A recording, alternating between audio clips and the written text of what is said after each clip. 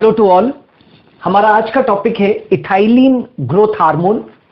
इसका empirical formula C2H4 है और यह एक वायु प्रदूषक हाइड्रोकार्बन है। It's an air pollutant hydrocarbon. और ये जो इथाइलिन है बेसिकली ये एक ग्रोथ इनहिबिटर है। जैसे कि हम लोग ऑक्सिन, जिबरलिन, साइटोकाइनिन पढ़ते हैं तो वो तो क्या है, ग्रोथ प्रमोटर्स हैं।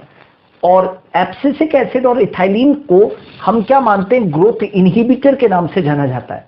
ठीक है। सबसे पहले एक साइंटिस्ट था जिसका की नाम था क्रॉकर।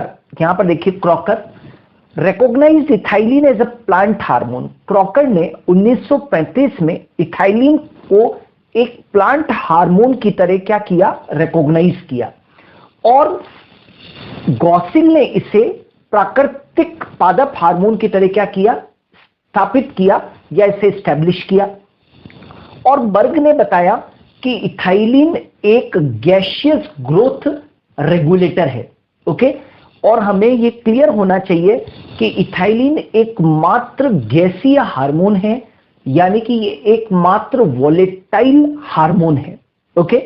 अच्छा, ध्यान रहे कि इथाइलिन का जो संश्लेषण होता है वो एक अमीनो एसिड से होता है और उसका नाम क्या है, मिथाइनिन है। यानी कि हम कह सकते हैं कि इथाइलिन का पूर्वगामी प्रिकर्सर जो है वो एक अमीनो एसिड है और उसका नाम क्या है, मिथाइनिन है। ओके। अच्छा, वैसे तो हम देखते हैं कि इथाइलिन पादप के सभी भागों से निर्मित होता है, जैसे कि रूट्स, जैसे कि लीव्स, जैसे कि फ्लावर्स, जैसे कि फ्रूट्स, जैसे कि सीड्स। ऑलमोस्ट पादप के जितने भी भाग हैं उनसे इथाइलिन स्थापित होता है। लेकिन विशेष तौर से इथाइलिन को कौन सिक्रीट करता है, तो जितने भी जो पके हुए फल होते हैं, यानी कि जो पादप के अंदर पकते हुए फल होते हैं और जीर्ण होते हुए जो अंग है, सेनिसेंट प्लांट ऑर्गन्स हैं। सेनिसेंट समझते हो ना, जीर्णता का मतलब क्या होता है, पादप के अंदर मृत्यु के पहले की जो प्रवस्था होती है उसको क्या बोलते हैं, जीर्णता अवस्था। तो मैं ये कहना चाहता हूं कि प्लांट्स के अंदर जितने भी सेनिसेंट ऑर्गन्स है, यानी कि जीर्ण होते हुए अंग है और जो पकते हुए फल है, वो विशेष तौर से इथाइलिन का उच्च मात्रा में क्या करते हैं, स्त्रावन करते हैं। ओके। तो ये आपको ध्यान होना चाहिए। अच्छा, एक और चीज याद रखना कि फलों के पकने के दौरान जब फल पादपों के अंदर पकते हैं तो उनके अंदर श्वसन की दर क्या हो जाती है, बढ़ जाती है। At the time of the ripening of the fruits what happens, that the rate of respiration is increase in plants. ये श्वसन की दर के बढ़ जाने को हम क्या कहते हैं, श्वसन क्लाइमेटेरिक कहते हैं। इसे क्या कहते हैं, इसे रेस्पिरेटरी क्लाइमेटेरिक के नाम से जाना जाता है। ये क्वेश्चन पूछा जाता है कि श्वसन क्लाइमेटेरिक हार्मोन कौन सा है। तो याद रखना, फलों के पकने के दौरान पादपों के अंदर श्वसन की दर बढ़ जाती है, इसे श्वसन क्लाइमेटेरिक कहते हैं। और ये रोल किसका होता है, इथाइलिन का होता है। ओके। नाउ इथाइलिन के फिजियोलॉजिकल रोल्स आपको मालूम होने चाहिए कि इथाइलिन के क्या क्या महत्वपूर्ण फिजियोलॉजिकल रोल है। तो देखो, इसका सबसे इंपॉर्टेंट रोल यदि कोई है तो वो क्या है, it's a fruit ripening hormone. Right. ये प्लांट्स के अंदर जो होता है नेचुरली तो ये सिक्रीट होता ही है, लेकिन हम इसका यूज करके, कृत्रिम तौर के ऊपर इसका यूज करके भी हम फलों को पका सकते हैं। तो देखो, इथाइलिन का सबसे मेजर क्या है, इसका रोल किसमें, फ्रूट राइपनिंग के अंदर है, फलों को पकाने में। इसीलिए तो हम इथाइलिन को क्या बोलते हैं, फ्रूट राइपनिंग हार्मोन कहते हैं। ठीक है। अच्छा, यहां पर देखो एक रोल बहुत खास लिखा हुआ है इसका, फलों को तोड़ने के बाद पकाने में सहायक। ओके। नाउ देखो, कई सारे ऐसे फल हैं जिनको हम पके हुए नहीं उतारते हैं। ठीक है। हम लोग उन्हें कच्चे उतारते हैं, जैसे कि आम हुआ, ठीक है, जैसे कि नींबू हुआ, ऑलराइट।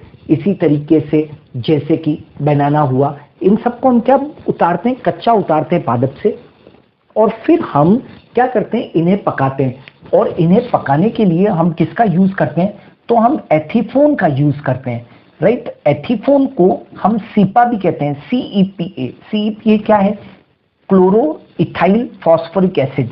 यानी कि यदि हम फलों को कॉमर्शियल स्केल के ऊपर पकाना चाहते हैं, राइट, तो हम किसका यूज करेंगे, एथीफोन का यूज करेंगे। ये कॉमर्शियल स्केल के ऊपर इसका क्या होता है, यूज होता है। यानी कि हम फलों को कच्चा उतारेंगे और कच्चा उतारने के बाद में इसका उपयोग करेंगे और इसके द्वारा फलों की क्या होगी, राइपनिंग होगी। नाउ इथाइलिन जीर्णता व विलगन को प्रेरित करता है, जैसा कि ये ग्रोथ इनहिबिटर हार्मोन है, तो आप देख सकते हो इथाइलिन जीर्णता व विलगन को प्रेरित करता है। जीर्णता के बाद पादप की क्या हो जाएगी, मृत्यु हो जाएगी, ठीक है। और विलगन को ये क्या करता है, प्रेरित करता है। एब्सेशन को याद रखें, ये एब्सेशन को भी प्रेरित करता है और सेनिसेंस को भी क्या करता है, प्रेरित करता है। अब ये जो नेक्स्ट रोल है वो बिल्कुल इथाइलिन का ऑक्सिन के समान रोल है। ये पाइनएप्पल में ऑक्सिन की तरह यूनिफॉर्म फ्लावरिंग को प्रेरित करता है। देखिए ऑक्सिन जो है वो पाइनएप्पल के अंदर फ्लावरिंग को क्या करता था, प्रेरित करता था। बिल्कुल उसी तरीके से इथाइलिन भी पाइनएप्पल के अंदर क्या करता है, यूनिफॉर्म फ्लावरिंग को, एक ही समय में पादप के अंदर फ्लावरिंग हो जाए उसको क्या करता है, प्रमोट करता है, ठीक है। यह पौधों में ऑक्सिन की तरह फीमेलनेस को इंड्यूस करता है। ऑक्सिन का एक फिजियोलॉजिकल रोल था फीमेलनेस को इंड्यूस करना, यानी कि एक प्लांट के अंदर ज्यादा मादा पुष्पों के, फीमेल फ्लावर्स के प्रोडक्शन को बढ़ावा देना। तो ये जो है वो भी ऑक्सिन की तरह ही फीमेलनेस को क्या करता है, प्रमोट करता है। अच्छा, एक इसका बहुत खास रोल है ये कि ये तने की लंबाई का क्या करता है, विरोध करता है। यानी कि तने की लंबाई को यूं नहीं बढ़ने देता है, उसकी मोटाई में क्या करता है, वृद्धि करता है। मतलब तने की लंबाई को रोकता है और उसकी चौड़ाई में क्या करवाता है, वृद्धि करवाता है। यानी कि हम कह सकते हैं क्षैतिज वृद्धि करवाता है, ये हॉरिजॉन्टल वृद्धि करवाता है, ऐसे वृद्धि करवाता है, ऐसे वृद्धि नहीं करवाता, ठीक है। नाउ रूट हेयर्स के विकास को भी ये प्रमोट करता है। मूल रोम जो होते हैं, रूट हेयर्स होते हैं, उनकी ग्रोथ को भी ये क्या करता है, प्रमोट करता है।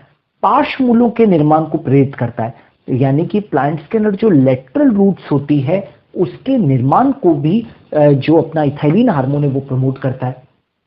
और ये देखो आलू के कंदों में स्प्राउटिंग को प्रमोट करता है, राइट। और पीनट सीड्स में भी अंकुरन को प्रेरित करता है। इसका मतलब साफ है इन दोनों बिंदुओं से कि आलू के ट्यूबर्स में स्प्राउटिंग को प्रमोट करना और पीनट सीड्स में अंकुरन को प्रेरित करना, ये दोनों पॉइंट्स इंडिकेट करते हैं कि इथाइलिन सीड जर्मिनेशन के अंदर क्या करता है, हेल्प करता है। और डॉर्मेंसी को ये क्या करता है, तोड़ता है। मतलब मैं ये कह सकता हूं कि ये डॉर्मेंसी को क्या करता है, डॉर्मेंसी को तोड़ता है और सीड जर्मिनेशन को ये क्या करता है, प्रमोट करता है, ओके। अच्छा, ऑक्सिन के ध्रुवीय परिवहन में भी ये क्या होता है, बाधक होता है। ऑक्सिन हमेशा ऊपर से कहां पर आता है, नीचे आता है।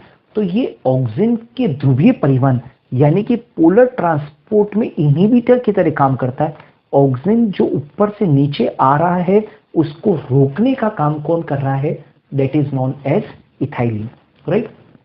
तो ये तो इसके मुख्य फिजियोलॉजिकल रोल्स हैं। अब दो इंपॉर्टेंट फिजियोलॉजिकल रोल्स यहां पर जान लो कि ethylene cause sleeping disease, ethylene cause sleeping disease. Sleeping disease या स्लीप डिजीज इथाइलिन के द्वारा क्या होती है, प्रोड्यूस होती है। कभी कभी तो हम इथाइलिन को क्या कहते हैं, इसी के कारण क्या कह देते हैं, इसे स्लीपिंग हार्मोन कह देते हैं। यानी कि ये निद्रा रोग उत्पन्न करता है। स्लीप डिजीज को हिंदी में क्या कहते हैं हम लोग, निद्रा रोग। यदि आपसे कोई पूछे ऐसा कौन सा प्लांट हार्मोन है जो पादपों के अंदर निद्रा रोग उत्पन्न करता है, स्लीप डिजीज प्रोड्यूस करता है, तो आप कहोगे इथाइलिन। अब ये इथाइलिन स्लीप डिजीज का मतलब क्या हुआ, तो इथाइलिन की अधिक सांद्रता में पुष्पीय कलिका के खुलने का रुक जाना ही क्या कहलाता है, that is known as sleep hormone कहलाता है। यानी कि under high concentration of ethylene what happens that the floral buds are not able to open.